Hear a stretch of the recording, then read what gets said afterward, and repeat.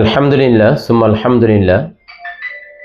দেশে নির্বাচনী হাওয়া প্রবহমান, নির্বাচনী হাওয়া চলতেছে। বিশেষ করে যারা গণতান্ত্রিক দলের সাথে ওতপ্রোতভাবে জড়িত কিংবা যারা আজ ইসলামিক দল সমূহের সাথে ওতপ্রোতভাবে জড়িত, তাদের মধ্যে একটা ভিন্ন ইমেজ, ভিন্ন আনন্দ। কাল ঈদের মধ্যে একটা আনন্দ বইতেছে। আর যারা সাধারণ জনগণ তারাও ভোট দিবে, একটা আনন্দ। কিন্তু পার্থক্য, যার নিজের বিয়ে তার আনন্দ, আর যারা বিয়ে খাবারের জন্য আসে, বিয়ের অনুষ্ঠানে আসে, তার আনন্দ। অবশ্যই দুইটার পার্থক্য আছে।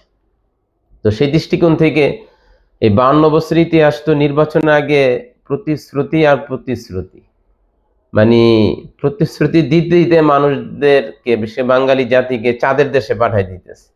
আগামী 12ই ফেব্রুয়ারি পর দেশ তো পুরো একদম রাস্তাঘাট উন্নয়নের জোয়ার এমন ভাষা বাসবে, তো আমরা তো অনেকটাই বঙ্গোপসাগরের কাছাকাছি।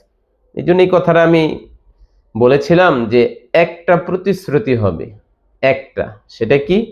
যে আমরা দুর্নীতি করব না, নেতাকর্মীদেরও দুর্নীতি করতে দিব না।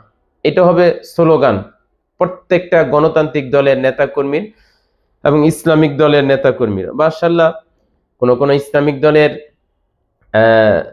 আমির মাশাআল্লাহ ভালো কথা বলতেছেন যে আমরা চাঁদা নেব না, কাউকে চাঁদাবাজি করতেও দিব না, দুর্নীতি করব না, দুর্নীতি করতেও দিব না। তবে আপনি এই কথার সাথে আরেকটু সুন্দর হতো, যারা পরীক্ষিত চাঁদাবাজ, যারা তাদের হায়াতটাই ধান্দার উপর অতিবাহিত করেছে, তো তাদেরকে আপনারা যে এখন স্বাগত জানাচ্ছেন।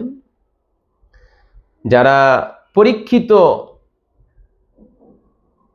চাঁদাবাজির উপর অভ্যস্ত ছিল এবং যারা তাদের জীবনটাকে এই রাজনৈতিক ছায়ার মধ্যেই অতিবাহিত করতে করতে যারা আজকে অনেক বয়সের ভারে নুজ্জমান, তো তাদেরকে তো আপনারা আশ্রয় দিচ্ছেন, প্রশ্রয় দিচ্ছেন। এখন আপনার এই কথার সাথে আমরা চাঁদা নেব না, কাউকে চাঁদাবাজি করতেও দিব না, আমরা দুর্নীতি করব না, কাউকে দুর্নীতি করতেও দিব না, কিন্তু যখন আপনার দলে পাইকারি ভাবে কর্মী ঢুকাবেন, তখন তো আপনি এটা কন্ট্রোল করতে পারবেন না। আমরা এই কথা বলতে চাই, আপনারা আপনাদের নীতির উপর একেবারেই অটল অবিচল নন। আপনারা বহির্বিশ্বকেও খুশি করতেছেন, আবার দেশে যেই ক্যাটাগরির স্লোগান দেওয়া দরকার সেই ক্যাটাগরির স্লোগানই দিচ্ছেন। সুতরাং মানুষ চায় নীতি, ক্ষমতায় যাওয়া, সংসদে যাইতেই হবে। এর জন্য নীতি আদর্শ ছেড়ে উন্মাদ হয়ে যাওয়াটা, এটা মনে হয় অনেক ভুল। এই জন্য আমরা বলবো যে আপনারা যেই চিন্তা চেতনা লালন পালন করেন, যেটা হচ্ছে যে এই দুর্নীতি, চাঁদাবাজি, এটা আপনাদের দ্বারা অনেকটাই সম্ভব হলেও কিন্তু যেইভাবে লোক ঢুকাচ্ছেন আপনাদের অন্তর্ভুক্ত হচ্ছে, সেই ক্ষেত্রে কতটুকু আপনারা সাকসেস হতে পারবেন সেটাই দেশের জনগণ বিবেচনা করবে। আজকে এই পর্যন্ত।